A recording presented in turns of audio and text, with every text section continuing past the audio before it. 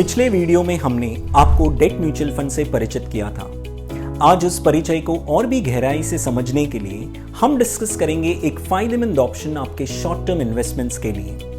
Date category में investors के पास अनेक ऑप्शंस होते हैं, जैसे ओवरनाइट फंड्स जो एक दिन के मैच्योरिटी वाले सिक्योरिटीज में निवेश करते हैं से लेकर 10 साल से भी अधिक मैच्योरिटी के गवर्नमेंट बॉन्ड्स में निवेश करने वाले गिल्ड फंड्स तक।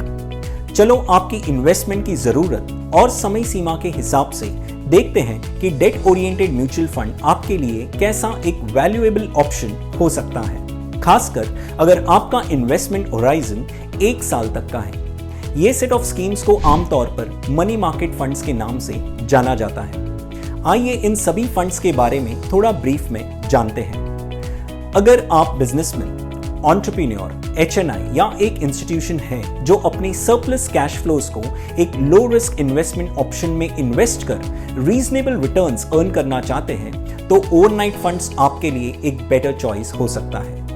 ओवरनाइट फंड्स डेट सिक्योरिटीज जैसे टी बिल्स, गवर्नमेंट सिक्योरिटीज इत्यादि में निवेश करता है जिसकी मैच्योरिटी 1 दिन की होती है और इन फंड्स में कोई एग्जिट लोड नहीं लगता।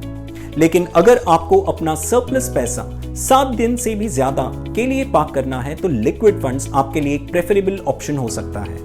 लिक्विड फंड्स उन सिक्योरिटीज में निवेश करता है जिनकी बची हुई मैच्योरिटी 91 डेज तक होती है। लिक्विड फंड्स में एग्जिट लोड भी थोड़े दिन का एप्लीकेबल होता है। अगर आपके इन्वेस्टमेंट करने की अवधि 3 महीने से भी अधिक हो तो अल्ट्रा शॉर्ट ड्यूरेशन फंड या लो ड्यूरेशन फंड एक अच्छा विकल्प हो सकता है। ये फंड्स उन सिक्योरिटीज में निवेश करते हैं जिनकी मैच्योरिटी 3 से 12 महीने के रेंज में होती है। इसके अलावा डेट कैटेगरी में मनी मार्केट फंड्स होते हैं जिनका ऑब्जेक्टिव ऐसे सिक्योरिटीज में निवेश करना होता है जिनकी बची हुई मैच्योरिटी 1 साल तक की होती है।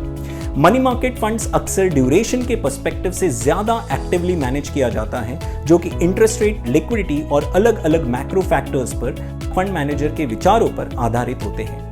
ये फंड्स इंटरेस्ट रेट शिफ्ट्स के बेसिस पर relatively better risk adjusted returns बनाने का लक्ष्य रखते हैं। फंड्स की ड्यूरेशन जितनी ज्यादा होती है उतनी ज्यादा उनकी सेंसिटिविटी बदलते इंटरेस्ट रेट्स के प्रति होती है। इन सिक्योरिटीज को रेटिंग एजेंसीज द्वारा समय समय पर रेटिंग दिया जाता है।